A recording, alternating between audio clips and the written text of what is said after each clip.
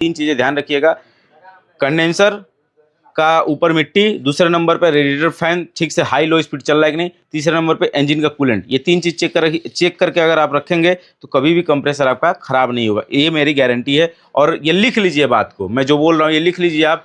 कभी कंप्रेसर अगर क्लच ख़राब है तो कंप्रेसर बदलना नहीं होता है, रिपेयर करना होता है। हाँ, अगर सीज हो गया है, जाम हो गया है तो फिर बदल दीजिए, कोई दिक्कत नहीं है। पर ऐसे इस तरीके के कंडीशन पे क्लच सेट ही हम लोग चेंज कर देते हैं। जैसे आपने देखा, कम पैसे में काम बन गया।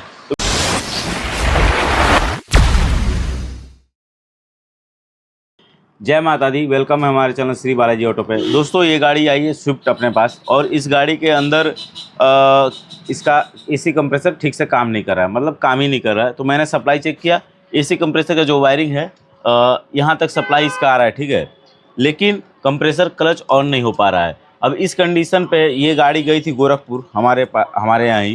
तो गाड़ी गई थी उधर कुछ काम से, तो चेक करवाया तो वहाँ पे पूरा कंप्रेसर इसको बदलने के लिए बोला गया है। पर मुझे ऐसा लग रहा है कि सिर्फ इसका क्लच काम नहीं कर रहा है, क्लच सेट काम नहीं कर रहा है, और इसी की वजह से इसका कंप्रेसर ऑन नहीं हो रहा है। क्योंकि कुछ दिन पहले या कुछ समय पहले, मुझे ऐसा लग रहा है एक आध हफ्ते पहले ये गाड़ी आई थी, तो इसका एक वायर जो था वो लूज था। एसी कंप्रेसर का जो क्लच वाला वायर होता है वो ख़राब था। मैंने उसको बस जोड़ दिया था, जो कि ये रेड वायर है, ये देखिए, ये सिंगल वायर, ठीक, ये देखिए, ये जो वायर देख रहे हैं यही वायर मैंने जोड़ा है। तो ये गाड़ी जब गोरखपुर गई तो पूरा बोला कंप्रेसर ख़राब हो चुका है, ठीक है। तो कंप्रेसर चेंज करने के लिए बोला गया है, पर हम लोग इसको कंप्रेसर चेंज नहीं करेंगे, क्योंकि इसका मुझे ऐसा लग रहा है, मैंने चेक किया वहाँ पे, इसका सिर्फ क्लच सेट शॉर्ट बता रहा है, जो कि मैं आपको चेक करके अभी दिखा देता हूँ। अब दोस्तों, इसका जो क्लच सेट है, मैंने देखिए यहाँ पे ये मेरा 12 वोल्ट का बैटरी का कनेक्शन ले लिया है, और ये देखिए यहाँ पे जो इसका सॉकेट है, एक वायर टूट गया था। ये देखिए, ये वायर यहाँ से टूटा था, ये वायर यहाँ से टूटा था, इसीलिए मैंने एक्स्ट्रा ये वायर जोड़ा था। तो ये वहाँ पे गए तो चेक वो किए तो बोले कंप्रेसर ख़राब है। तो ये देखिए, ये शॉर्ट बता रहा है, कंप्रेसर सिर्फ क्लच इंगेज नहीं कर रहा है, ठीक। अब दोस्तों, हमने कंप्रेसर खोल लिया है। अब ये देखिए, ये जो घूम रहा है इसको बोलते हैं हम लोग क्लच, ठीक। ये हमारा बैरिंग, इस बैरिंग वाला पुल्ली ही हो गया, जो कि जिस पे बेल्ट हमारा लग के घूमता है। अब देखिए, कुछ कंडीशन पे कंप्रेसर बदला जाता है, और कुछ कंडीशन पे रिपेयर होता है। जैसे कि इस गाड़ी में कंप्रेसर, ये देख रहे हैं, ये बैरिंग वाला हिस्सा ठीक है, और किसी गाड़ी में बैरिंग वाला हिस्सा होता है तो ये बैरिंग वाला हिस्सा जाम होता है। तो उस कंडीशन पे हम लोग इसको, बैरिंग इसका हम लोग चेंज करते हैं। लेकिन कुछ कंडीशन पे देखिए क्लच काम नहीं करते। जैसे हम लोग यहाँ पे 2 वायर बैटरी का 12 वोल्ट लगाते हैं, तो ये टक टक करके ऐसे नीचे जाता है, ठीक है, ये चपकता है बैरिंग के साथ वाले, इस वाले हिस्से के साथ ये चपक जाएगा, तभी ये बेल्ट के साथ घूमना स्टार्ट होगा। अदरवाइज़ ये कंप्रेसर जब एसी स्विच ऑफ रहेगा तो ये सप्लाई कटा रहेगा जब, तो ये क्लच हमारा छूटा रहेगा बैरिंग वाले हिस्से से, ठीक।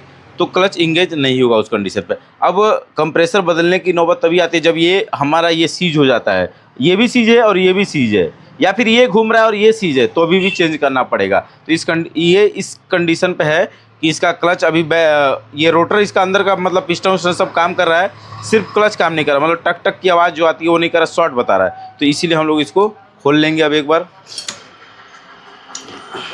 छोड़िए।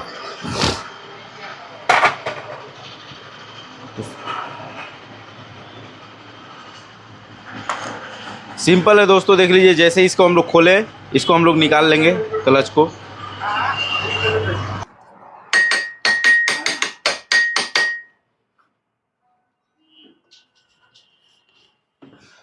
तो ये हमारा ऊपर का क्लच निकल गया अभी दोस्तों। अब इसके अंदर जो ये लॉक दिया है छोटा सा, ये लॉक हम लोग निकालेंगे अब।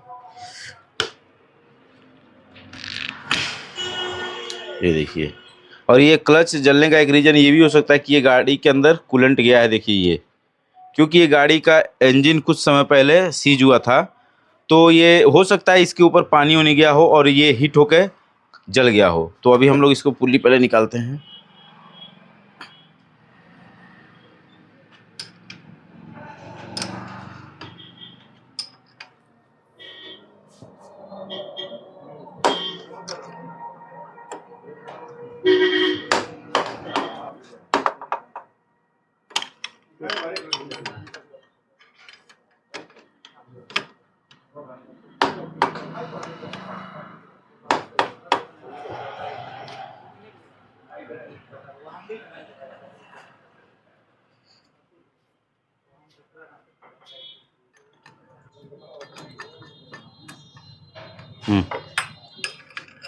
एक मिनट निकलता है।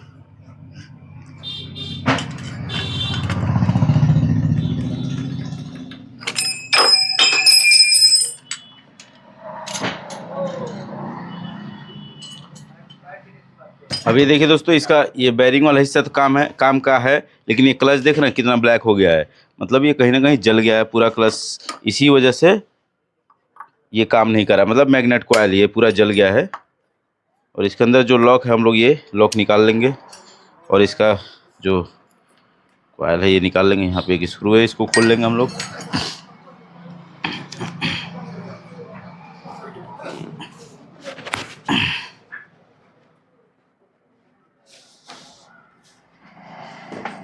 और ये देखिए कुछ ये कंडीशन है इसका मैग्नेट कॉइल का। ठीक, तो हम लोग ये पूरा सेट ही चेंज करेंगे। कंप्रेसर प्रॉपर ओके है तो कोई इसमें चेंज करने का ज़रूरत नहीं है।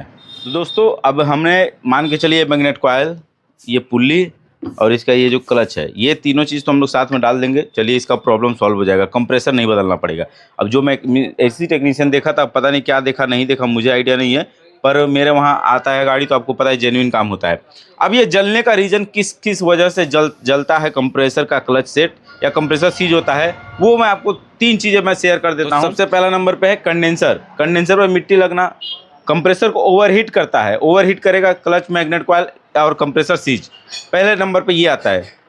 दूसरे नंबर पे रेडिएटर फैन नहीं काम करना, ठीक से नहीं काम करना। हाई स्पीड और लो स्पीड, 2 स्पीड में काम करता है स्विफ्ट में। तो लो स्पीड में अगर काम कर रहा है, हाई स्पीड में नहीं काम कर रहा, तो उस कंडीशन में रिले उले खराब हो गया रहता है, तो वो नहीं काम करता है ठीक से। तो जब गाड़ी हमारी 70-80 पे चलती है तो कूलिंग करता है, क्योंकि हवा के वजह से गाड़ी ठंडा तो हो जाता है। लेकिन नॉर्मली जब हम लोग ट्रैफिक में हो जाते हैं या फिर स्लो चलते हैं 40-50, 30-20-30 पे, तो वो कंडेंसर को ठंडा नहीं कर पाता है और उस कंडीशन में कंप्रेसर खराब हो जाता है। दोस्तों इसका आता है सबसे मेन इंपॉर्टेंट एक चीज़ है कि गाड़ी के अंदर कूलेंट हमेशा चेक करना चाहिए। गाड़ी का अगर कूलेंट में प्रॉब्लम है या फिर गाड़ी किसी भी रीजन की वजह से टेम्परेचर हीट कर रही है, तो कंप्रेसर तो ऑटो कट हो जाता है, लेकिन उसी पे कंटिन्यू जैसे ठंडा हो गया फिर अगर वो कंप्रेसर ऑन हो जाता है, मतलब बार बार कोई चालू बंद करता है, तो उस कंडीशन पे भी कंप्रेसर खराब होता है। मतलब अगर ओवर हीट हो रही गाड़ी तो कंप्रेसर साफ बंद कर दीजिए, ऑन ही मत कीजिए उसको। ये नहीं कि ठंडा हो गया गाड़ी फिर कंप्रेसर, जब तक आप सही जगह पे दिखवा ना लीजिए, गाड़ी के मैकेनिक को दिखवा लीजिए गाड़ी क्यों गर्म हो रही है, इलेक्ट्रीशियन को दिखवा लीजिए कि फैन चल रहा है कि नहीं चला। तो ये सब चीज़ें, ये 3 चीज़ें ध्यान रखिएगा। कंडेंसर का ऊपर मिट्टी, दूसरे नंबर पर रेडिएटर फैन ठीक से हाई लो स्पीड चल रहा है कि नहीं, तीसरे नंबर पे इंजन का कूलेंट। ये 3 चीज़ चेक करके अगर आप रखेंगे तो कभी भी कंप्रेसर आपका खराब नहीं होगा, ये मेरी गारंटी है। और ये लिख लीजिए बात को, मैं जो बोल रहा हूँ ये लिख लीजिए आप, कभी भी कंप्रेसर खराब नहीं होगा और ये 3 चीज़ सही आप हमेशा चेक करते रहेंगे। दोस्तों कंप्रेसर हमने साफ़ कर लिया, देख लीजिए। और ये हमारा मैग्नेट कॉइल हम लोग इसमें डाल रहे हैं ओरिजिनल। ये देखिए यहाँ पे हमने लगा दिया है। तो अभी हमने क्लच ये मैग्नेट कॉइल लगा दिया है और हम ये लॉक इसका जो है बिठा देंगे। पेच कर दीजिए।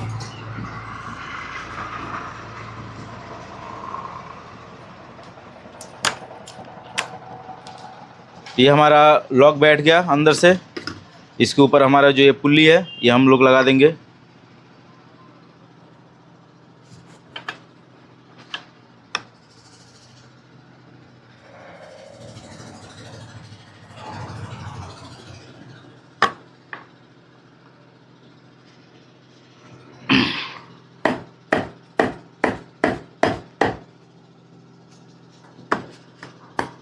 लकड़ी दीजिए, लकड़ी।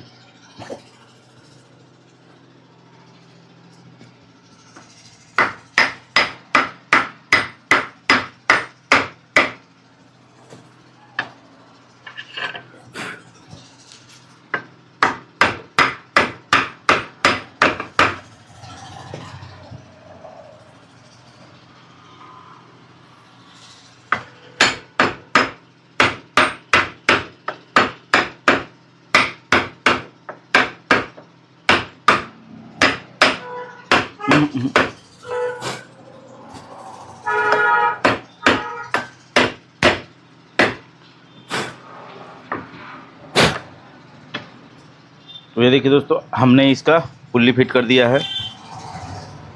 पुल्ली फिट करने के बाद हमारा ये जो लॉक है इसका वापस से हम लोग लॉक इसका लगा देंगे और ये हमारा लॉक भी बैठेगा अच्छी तरीके से। वीडियो में आ रहा है ना, ठीक से देखिएगा। अब ये लगाने के बाद हमारा जो क्लच है सीधा वही बैठेगा। तो ये थोड़ा सा डायरेक्ट चला गया तो एक वाशर डालना पड़ेगा इसके अंदर, रुकिए।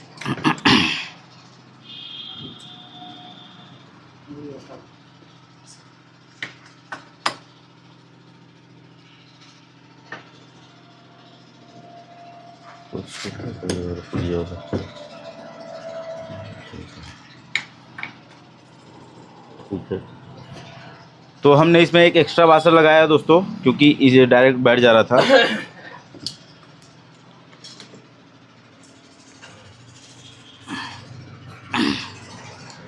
पकड़िए।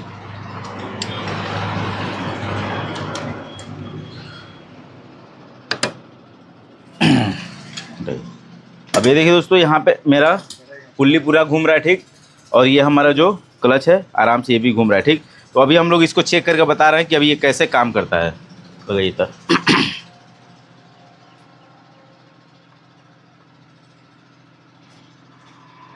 लग गया।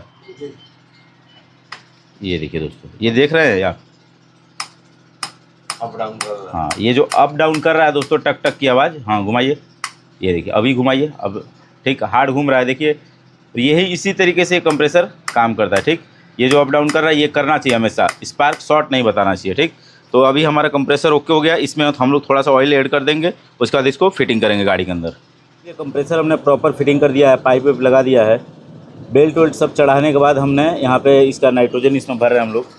आपको मैं दिखा देता हूँ, फर्स्ट लोड हो रहा है। ये देख लीजिए नाइट्रोजन इसमें रिफिलिंग हो रहा है। इसमें 250 रिफिलिंग हम लोग 250 नाइट्रोजन डालेंगे। प्रेशर हमने 250 डाल दिया है, देख लीजिए दोस्तों। तो यहाँ पे देखिए दोस्तों, अभी हम लीक चेक कर रहे हैं। तो ये पाइप हम लोग खोले थे, ये पाइप पर से ये देख लीजिए, ये पैड वाला वो पाइप नहीं है, इसलिए बहुत तेज़ लीक मारता है यहाँ से। तो इसलिए इसको अच्छे से चेक करना बहुत ज़रूरी है। अगर लीक कर गया तो फिर मान के चलिए फिर दिक्कत हो जाएगा। वैसे यहाँ पे कुछ लीक नहीं दिख रहा है, पाइप देख लेते हैं, ठीक है। ये भी ओके है। तकरीबन हमको लग रहा है आधा घंटा हो चुका है और प्रेशर मेरा वहीं का वहीं है, 250 का 250, ठीक है, थोड़ा भी कम नहीं हुआ है। तो अब इस प्रेशर को हम लोग डाउन कर देंगे, मतलब निकाल देंगे और गाड़ी को वैक्यूम करेंगे।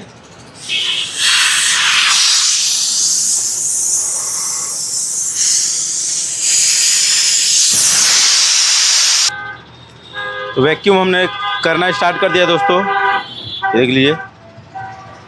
थोड़ी देर वैक्यूम कर देंगे, उसके बाद इसमें हम लोग गैस रिफिलिंग करेंगे। पर उसके पहले ये जो सिस्टम देख रहे हैं, जैसे कि इंटरकूलर और ये बम्पर वम्पर सब हम लोग यहाँ पे टाइट कर देंगे। तो गाड़ी के अंदर हमने वैक्यूम कर दिया है, देख लीजिए। अब चलिए सबसे पहले हम लोग गाड़ी को स्टार्ट करके इसका कूलेंट का जो लेवल है उसको हम लोग सही करेंगे, क्योंकि हमने कूलेंट इसमें निकाल दिया था। गाड़ी स्टार्ट है दोस्तों, इस बार कूलेंट का लेवल पहले ठीक से हम लोग कर लेंगे, तभी गैस वैस डालेंगे।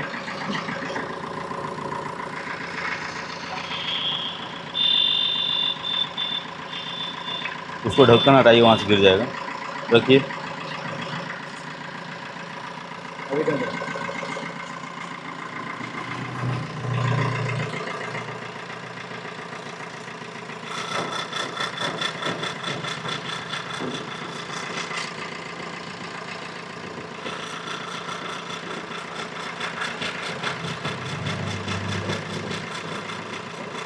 बस बस बस बस बस बस। अब ये देखिए दोस्तों, मिस्त्री का कारस्तान ये दिख रहा है, ये देखिए, ये चीज़ देखिए ठीक से फिट नहीं किया है यहाँ पे, देख रहे हैं, ये देखिए आवाज़ कर रहा है। हम बोलते हैं ना कि आप लोग मिस्त्री का क्यों बोलते हैं, पर मिस्त्री देखिए काम करने के बाद ये दिख रहा है, ये फिट ही नहीं किया है बोल्ट। अब ये बोल्ट यहाँ पे एक बोल्ट लगा रहना चाहिए, अब नहीं लगा है, इसलिए ये आवाज़ कर रहा था। अभी बोल्ट इसको हम लोग लगा देंगे। तो दोस्तों इसमें हमने कूलेंट का जो लेवल है वो हमने सही कर दिया है और हम लोग अब इसमें गैस रिफिलिंग करेंगे। एसी हमने ऑन कर दिया है पहले ही।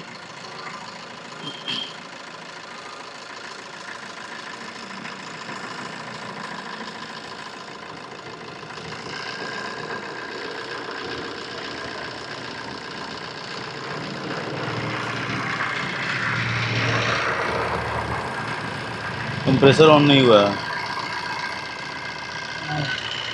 कंप्रेसर ऑन नहीं हुआ है दोस्तों। अभी मुझे चेक करता हूँ मैं, शायद फ्यूज का हो सकता है दिक्कत, क्योंकि फ्यूज भी इसका हीट हो सकता है ना, क्लच जलता है तो फ्यूज ख़राब हो जाता है।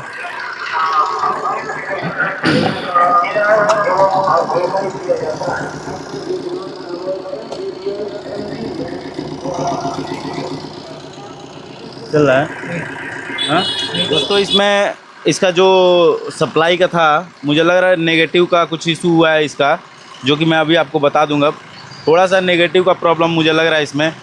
मेन सप्लाई वहाँ से जो रिले आ रहा है वो तो सही है, फ्यूज भी सही है, पर नेगेटिव इसका बंद हुआ है। ठीक है, ये देखिए मैं एक वायर दिया हूँ नेगेटिव के लिए, मैं सिर्फ चेक करने के लिए देख रहा हूँ, बाकी अभी चेक करूँगा वायरिंग में कहाँ से कोई तार टूटा है कि क्या है, तो मैं अभी देख लूँगा। गैस मैं सोचा पहले रिफ़िल कर देता हूँ, क्योंकि कैन में गैस था, निकल उकल जाता है, दिक्कत हो जाता है। तो अभी इधर दिखाइए, लो टेम्परेचर देख लीजिए 25 पे है, मतलब कूलिंग भी काम कर रहा है। अब मैं एक बार इसका जो नेगेटिव है उसको मैं चेक कर लेता हूँ दोस्तों कि कहाँ से बंद हुआ है, कहाँ से क्या दिक्कत है। ये देख लीजिए दोस्तों, इसका नेगेटिव वायर अभी मैंने निकाल दिया है और फिर भी कंप्रेसर मेरा ऑन है। ठीक, मैं आपको दिखा तो नहीं सकता हूँ, लेकिन लो प्रेशर पर मैं दिखा देता हूँ। ये देखिए ऑन है, सिर्फ नेगेटिव मैं दिया हूँ और लग दे के छोड़ दिया हूँ, मतलब इस पर नेगेटिव लगा के फिर हटा दिया हूँ। अभी नेगेटिव आ गया, क्यों आ गया? क्योंकि इसका जो वायरिंग है देखिए यहाँ से ये ECM के अंदर गया है। ठीक है, और ये क्लच सेट जलने की वजह से शायद ECM में कुछ IC इसका दिक्कत हुआ है, जो कि नेगेटिव इसमें से निकल नहीं रहा है। नेगेटिव पॉजिटिव दोनों इसी वायरिंग से आ रहे हैं। वायरिंग मैंने सब जगह चेक किया, वायरिंग कहीं से कटा पिटा नहीं था। बस मैं देखिए अभी जो अर्थिंग मैं दिया था यहाँ पे, ये देखिए यहाँ पे दिया था वो निकाल दिया हूँ, फिर भी कंप्रेसर ऑन ही है मेरा, बंद नहीं हुआ है। मतलब कहीं ना कहीं इसका जो ECM है इसमें नेगेटिव का कुछ इशू हो सकता है। तो हम लोग क्या करेंगे, एक नेगेटिव वायर हम लोग अलग से दे देंगे ताकि ये बंद ना हो कभी भी। तो चलिए पहले इसको मैं दे देता हूँ, उसके बाद मैं आपको टेम्परेचर भी दिखा दूंगा। तो ये देख लीजिए मेरा ब्लोअर स्पीड ऑन है और मेरा कूलिंग भी ज़बरदस्त कर रहा है 6.7। ठीक, अभी देख लीजिए 6.6। अभी मैं AC ऑफ नहीं करूँगा, अभी मैं देखूँगा ऑटो कट काम कर रहा है कि नहीं काम कर रहा है ठीक से। तो मैं यहाँ से सिर्फ इसको स्पीड को 1 पे कर देता हूँ, ताकि ऑटो कट है वो पता चल जाए मुझे कि कर रहा है या नहीं कर रहा है कंप्रेसर। क्योंकि इस स्विफ्ट के अंदर 14 मॉडल के पहले की जितनी भी स्विफ्ट थी उस कंप्रेसर के अंदर ही ऑटो कट आता है। एक्स्ट्रा फिन सेंसर या कूलिंग सेंसर नहीं दिया रहता है, इसलिए ऑटो कट चेक करना बहुत ज़रूरी है। ठीक है, तो मैं इसको एक बार चेक कर लेता हूँ। पहले देख लीजिए 5.5 कितना डाउन होके और कितने पे कट जा रहा है दोस्तों, यही बस मुझे चेक करना है इसमें। तो ये देख लीजिए दोस्तों, तकरीबन 4.9 4.8 के पास आके ये रुक जा रहा है। ये देख लीजिए, अब इससे कम भी नहीं हो रहा है और बढ़ भी नहीं रहा है। मतलब अगर ये ऑटो कट नहीं होता तो ये 4 के नीचे चला जाता, आपको पता है ये माइनस तक चला जाता है। तो ऑटो कट इसमें प्रॉपर काम कर रहा है, मतलब मुझे ऐसा लग रहा है। देख लीजिए 4748 आ गया वापस से, मतलब इसका ऑटो कट भी सही है। तो चलिए हम लोग आगे अब देख लेते हैं थोड़ा उसका वायरिंग। तो दोस्तों उम्मीद करूंगा वीडियो आपको समझ में आ गया होगा कि कंप्रेसर अगर क्लच खराब है तो कंप्रेसर बदलना नहीं होता है, रिपेयर करना होता है। हाँ, अगर सीज हो गया है, जाम हो गया है तो फिर बदल दीजिए, कोई दिक्कत नहीं है। पर ऐसे इस तरीके के कंडीशन पे क्लच सेट ही हम लोग चेंज कर देते हैं। जैसे आपने देखा कम पैसे में काम बन गया। तो वीडियो पसंद आए प्लीज़ वीडियो को लाइक शेयर कमेंट जरूर कीजिए। चैनल पर प्लीज़ हमारे चैनल को सब्सक्राइब कर लीजिए। चलिए मिलते हैं अगले वीडियो में, तब तक के लिए जय माता दी, जय हिंद।